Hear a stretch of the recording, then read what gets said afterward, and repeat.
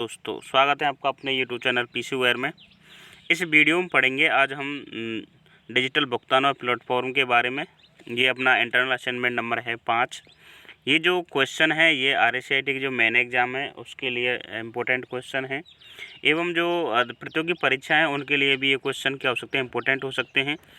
कृपया इस चैनल को सब्सक्राइब कर दें और अपने दोस्तों को ज़्यादा से ज़्यादा शेयर करते हैं। चलते हैं तो अपने क्वेश्चन की तरफ। पहला क्वेश्चन दे रखा है हमारा इसके अंदर, भामाशाह सक्षम बैंक खाता की पहल राजस्थान सरकार द्वारा कब की गई थी।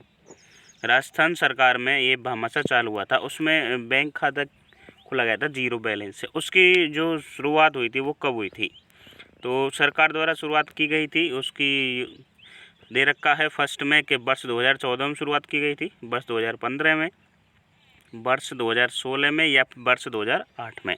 तो इसका सही आंसर होगा हमारा वर्ष 2014 में। तो जो भामाशाह के अंतर्गत जो जीरो बैलेंस का अकाउंट खोला गया था सरकार की तरफ से, फ्री में खोला गया था और वो जीरो बैलेंस से खोला गया था, उसके जो शुरुआत की गई थी वो की गई थी हमारी वर्ष 2014 में। चलते हैं सेकंड क्वेश्चन कह रहा है अपना, नीचे दिए गए चित्र में किस प्रकार से ट्रांजैक्शन किया जा रहा है।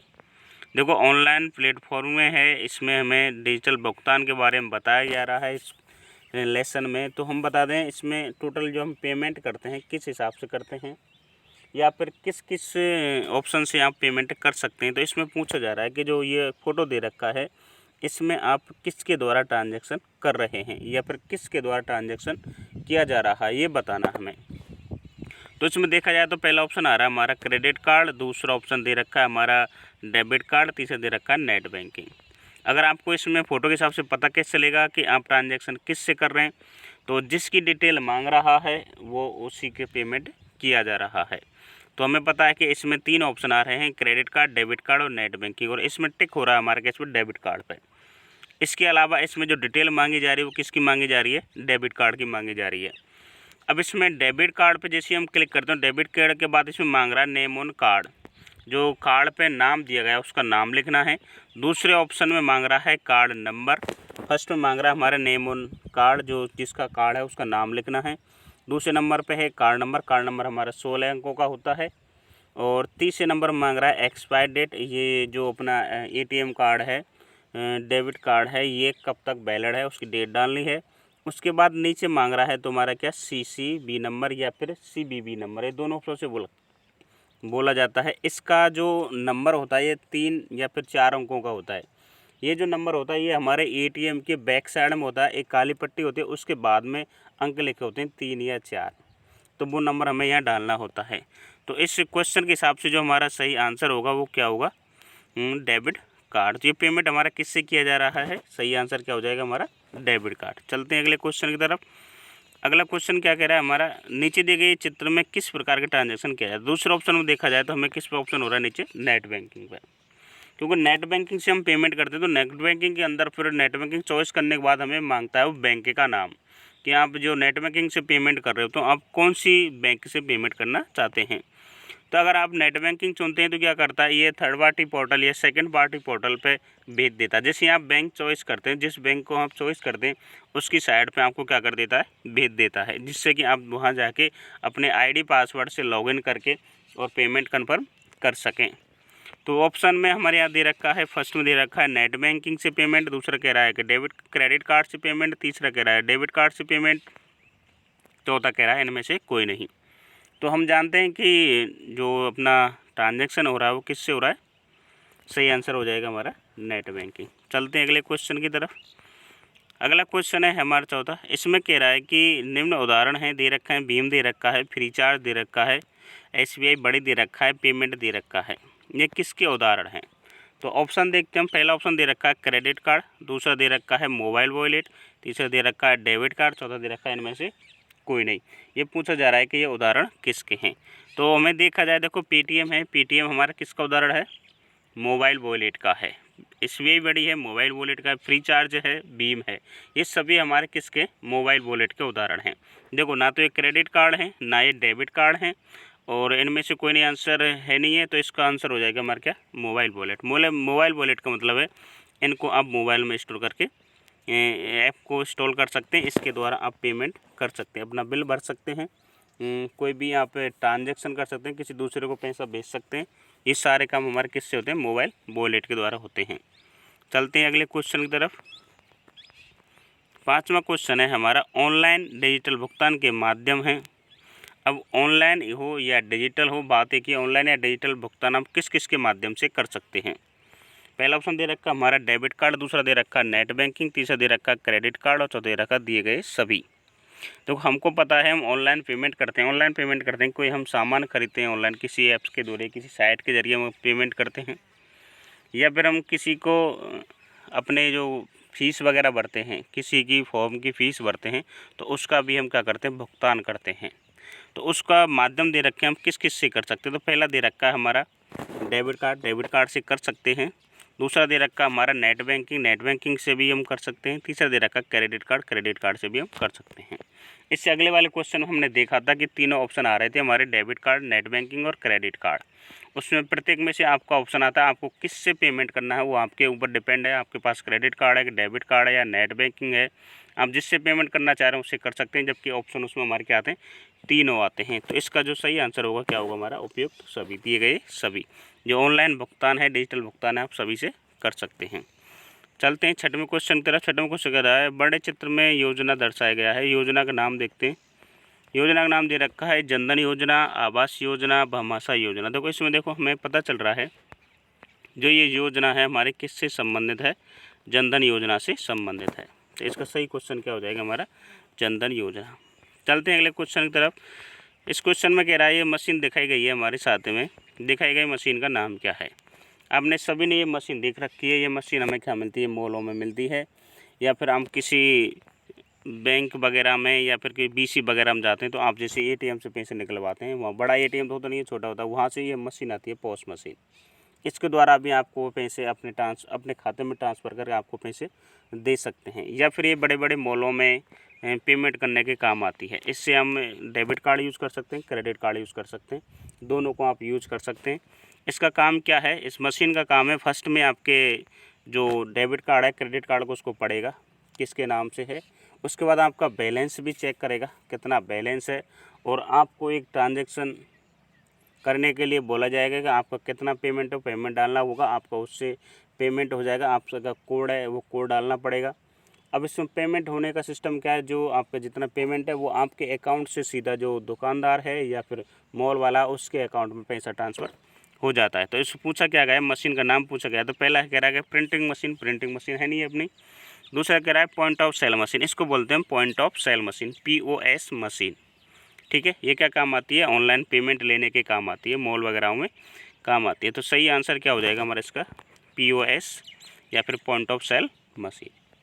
चलते हैं अगले क्वेश्चन की तरफ। प्रधानमंत्री जनधन योजना भारत सरकार द्वारा कब प्रारंभ की गई थी? और देखो प्रधानमंत्री जनधन योजना है वो शुरुआत कब की गई थी भारत सरकार द्वारा? पहला ऑप्शन आ रहा है अगस्त 2015 में, अगस्त 2014 में, सितंबर 14 में, या फिर सितंबर 2015 में।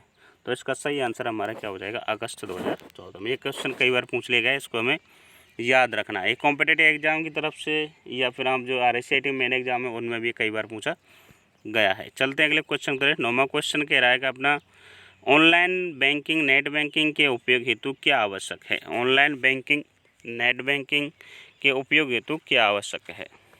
पहला कह रहा है पासवर्ड, दूसरा कह रहा है उपयोगकर्ता ID या फिर यूज़र नेम और पासवर्ड, तीसरा कह रहा है उपयोगकर्ता ID और यूज़र नेम, चौथा कह रहा है इनमें से कोई नहीं। अगर आप नेट बैंकिंग से पेमेंट कर रहे हैं, आप नेट बैंकिंग से पेमेंट करना चाह रहे हैं, तो आपको किस किस की आवश्यकता होगी? पहला कह रहा है देखो पासवर्ड। अगर हम पेमेंट कर रहे हैं किसी चीज़ का, तो जो अपना डेबिट कार्ड होता है, क्रेडिट कार्ड होता है, तो उनकी तो क्या की चीज़ की आवश्यकता होती है? उनमें तो केवल हमें आवश्यकता होती है कि किस के नाम से कार्ड है, कार्ड नंबर क्या है, या फिर उसका CCV नंबर या फिर CVV नंबर जो कार्ड के पीछे होता है उसकी आवश्यकता पड़ती है। एक तुम्हारी एक्सपायर डेट की आवश्यकता पड़ती है। अगर आप नेट बैंकिंग से अगर पेमेंट करें तो आपको किस किस चीज़ की आवश्यकता पड़ेगी, ये पूछ रहा है इस क्वेश्चन के बारे में। तो पहला पासवर्ड। देखो केवल पासवर्ड ही पासवर्ड से तो काम चलेगा नहीं। अगर आपको ID नहीं पता है, यूज़र नेम नहीं पता है, तो आप पासवर्ड से कुछ नहीं कर सकते। दूसरा कह रहा है कि उपयोगकर्ता ID/यूज़र नेम और पासवर्ड। ठीक है, तो आपको किस चीज़ की आवश्यकता पड़ेगी? क्वेश्चन नंबर आंसर नंबर 2, उपयोगकर्ता का आईडी और यूज़र नेम और पासवर्ड। अगर आपको ये चीज़ है तो आप ऑनलाइन पेमेंट कर सकते हैं। आपको एक चीज़ और बता दें, अगर आपको यूज़र आईडी पासवर्ड हैं तो आजकल तीसरा ऑप्शन सिक्योरिटी का बढ़ा दिया गया है। क्या बढ़ा दिया गया है? अगर आपके पास SBI की नेट बैंकिंग तो उसमें आपके पास मोबाइल नंबर पर OTP आएगा। जो आपके बैंक में रजिस्टर मोबाइल नंबर है उस पर क्या आएगा? OTP आएगा। OTP डालेंगे तो ही आपका क्या होगा? पेमेंट होगा। इसके अलावा PNB नेट बैंकिंग क्या करते हैं? एक तो OTP भी लेती है, OTP के अलावा अपना जो जिस आपने डेबिट कार्ड से नेट बैंकिंग बनाई है उसका क्या मांगती है? CCVV नंबर मांगती है। या फिर अपना कई क्या करती है, अपना जो ATM का कोड है उसको मांगती है। 4 अंकों का जो हम कोड बनाते हैं पेटे निकालने के लिए ATM मशीन से, वो 4 अंकों का कोड भी मांगती है। तो इसके अलावा ये तो मेन चीज़ क्या है, इसमें दे रखा है कि यूज़र आईडी और यूज़र नेम पासवर्ड तो होना आवश्यक है। ठीक है, तो सही आंसर हो जाएगा हमारा इसका B। चलते हैं 10वें क्वेश्चन की तरफ। 10वां क्वेश्चन करेगा, दिए गए चित्र को इंगित करें। ये किसका चित्र दर्शाया गया? तो आपको सभी को पता, आजकल हम स्कैन करके पेमेंट करते हैं, वो कोड आता है, उस कोड का नाम क्या है? पहला कह रहा है ITGK कोड, दूसरा कह रहा है QR कोड, तीसरा कह रहा है बार कोड। इनमें से कोई नहीं। तो देखो ITGK कोड तो है नहीं है, दूसरा है QR कोड, तो इसको हम क्या बोलेंगे? QR code. ठीक है, सभी पेमेंट करते हैं आजकल, कंपनियां हैं, फ़ोनपे है, अमेजन है, गूगल है, सभी अपना अपना QR कोड जारी कर देती हैं। आपको आपके पास घर बैठे QR कोड प्राप्त हो जाता है। नहीं तो आप ऐप इंस्टॉल करके वहाँ से भी निकाल सकते हैं QR कोड। QR कोड को आप स्कैन करके अपनी डिटेल पाके पेमेंट कर सकते हैं। नीचे दे रखा है इसमें देखो, एक बार कोड। बार कोड क्या होता है? बार कोड एक हमारी पैरेलल लाइनें होती हैं, खड़ी लाइनें होती हैं, कई सारी लाइनें होती हैं, उनके बीच में एक तो गैप, और गैप के हिसाब से और उनके बीच की जो लाइनें हैं उनकी चौड़ाई कितनी, उसके हिसाब से उस अंतर को रखा जाता है। बार कोड हमारा बुक वगैरह में आता है। आजकल बैंकों में मशीन लगा दी गई है प्रिंट के लिए। अब मशीन में प्रिंट करने के लिए हमें कुछ नहीं डालना होता, केवल पासबुक लगानी होती है। पासबुक के जो बैक साइड में क्या लगा होता है? हमारा बार कोड लगा होता है। बार कोड को पहले उसको अपने अकाउंट से अटैच किया जाता है, उसके हिसाब से ऑटोमेटिक क्या हो जाती है? हमारी बैंक पासबुक प्रिंट हो जाती है। तो बार कोड हमारा क्या होता है? खड़ी लाइनें होती हैं, वो बार कोड होता है। और QR कोड होता है हमारा, वर्गाकार आकृति होती है, इसके चारों कोनों पे क्या होता है? हमारा गोल गोल से निशान बने। तो सभी ने देखा, ये अब जो आंसर हो जाएगा हमारा क्या हो जाएगा? QR code. चलते हैं अगले क्वेश्चन की तरफ। भारत के आर्थिक रूप से कमज़ोर वर्ग या वर्गों तक वित्तीय सेवाएं किफ़ायती तरीके से पहुंचाने वाली योजना का नाम क्या है? तो इस योजना का नाम क्या है? हमारी का जनधन योजना। ठीक है, आर्थिक रूप से कमज़ोर वर्ग वित्तीय सेवा जो किसके द्वारा पहुंचाई जा रही है? हमारी जनधन योजना के द्वारा पहुंचाई जा रही है। चलते हैं अगले क्वेश्चन की तरफ। 12वें क्वेश्चन कह रहा है, यह किसके द्वारा बनाया गया है? ये रुपे कार्ड है, हमारा डेबिट कार्ड है रुपे कार्ड, ये किसके द्वारा बनाया गया है? आपको बता दें, मास्टर कार्ड है अपना, और एक कई जो ATM कार्ड हैं अलग अलग कंपनियों के हैं, ये सभी विदेशी हैं। एक जो अपना रुपे का ATM कार्ड होता है, क्रेडिट कार्ड होता है, ये हमारा किसका है? भारतीय डेबिट कार्ड है। तो ये किसने बनाया गया है? तो इसको पता है स्टेट बैंक ऑफ इंडिया, दूसरा कह रहा है कि रिजर्व बैंक ऑफ इंडिया, तीसरा कह रहा है राष्ट्रीय भुगतान निगम। तो आपको बता दें, जो रुपे कार्ड है वो किसके द्वारा बनाया गया है? राष्ट्रीय भुगतान निगम के द्वारा बनाया गया है। एक ऐसा मात्र डेबिट कार्ड है जो कौन सा है? भारतीय डेबिट कार्ड है। चलते हैं अगले क्वेश्चन की तरफ। ऑनलाइन बैंकिंग से ग्राहकों को क्या फ़ायदा हो सकता है? अगर आप ऑनलाइन बैंकिंग कर रहे हैं, ऑनलाइन कोई सामान खरीद रहे हैं, ऑनलाइन पेमेंट कर रहे हैं, कोई भी काम कर रहे हैं ऑनलाइन, तो उससे आपको क्या फ़ायदा हो सकता है? पहला ऑप्शन कह रहा है कि कम समय की लागत हो सकती है, कहीं भी और किसी भी समय आप क्या कर सकते हैं? बैंकिंग कर सकते हैं। तीसरा कह रहा है घर बैठे बैठे यूटिलिटी बिल भरना, कई अन्य सेवाओं का लाभ। तो इसके जो लाभ हैं हमारे ऑनलाइन बैंकिंग के क्या हो सकते हैं? सभी दिए गए सभी कामों के हम कर सकते हैं ऑनलाइन।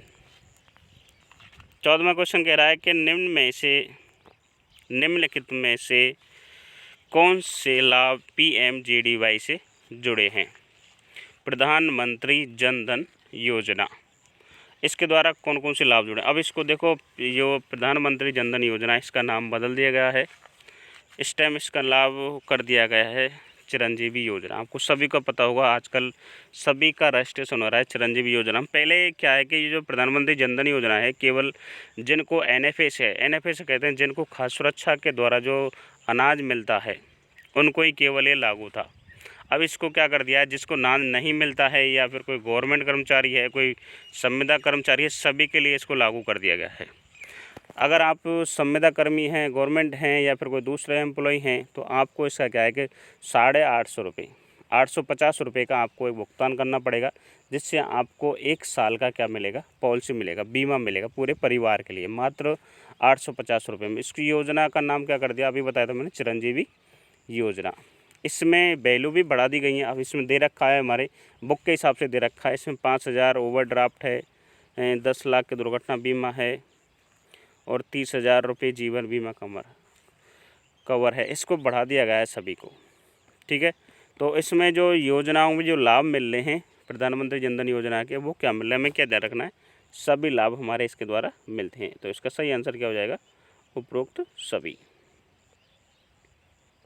चलते हैं अगले क्वेश्चन की तरफ। अगला क्वेश्चन क्या कह रहा है, निम्नलिखित में से कौन सा मोबाइल वॉलेट का उदाहरण नहीं है। अभी बताया था मैंने मोबाइल वॉलेट का उदाहरण कौन कौन से, एक अपना उसमें भीम था, एक अपना फ्री चार्ज था, SBI बड़ी था, पेटीएम था। तो इनमें से कह रहा है कि निम्न में से मोबाइल वॉलेट का उदाहरण नहीं है। तो मोबाइल वॉलेट का उदाहरण कौन सा नहीं है, पेटीएम हमारे किसका उदाहरण, मोबाइल वॉलेट का उदाहरण है। अभी बताया था SBI बड़ी मोबाइल वॉलेट का उदाहरण है। तीसरा भीम ये भी अपना मोबाइल वॉलेट का उदाहरण है। जबकि नहीं है, कौन सा नहीं है, क्रेडिट कार्ड, ठीक है। तो सही आंसर हो जाएगा हमारा क्या, क्रेडिट कार्ड। क्रेडिट कार्ड हमारा मोबाइल वॉलेट का उदाहरण नहीं है। चलते अगले क्वेश्चन की तरफ। तो यही क्वेश्चन थे हमारे प्लेटफॉर्म ऑनलाइन बैंकिंग या फिर डिजिटल प्लेटफॉर्म के बारे में। तो आशा है आपको क्वेश्चन सही लगे होंगे। अगर आपको कोई हमारी कमी लगे, हमें क्वेश्चन गलत है तो कृपया कमेंट करें। अगर आप क्वेश्चन लगा रहे हैं तो क्वेश्चन के आंसर का ज़रूर कमेंट करें, जिससे हमें पता चले, और ज़्यादा से ज़्यादा इसको शेयर करें जिससे स्टूडेंटों के पास पहुंच सके।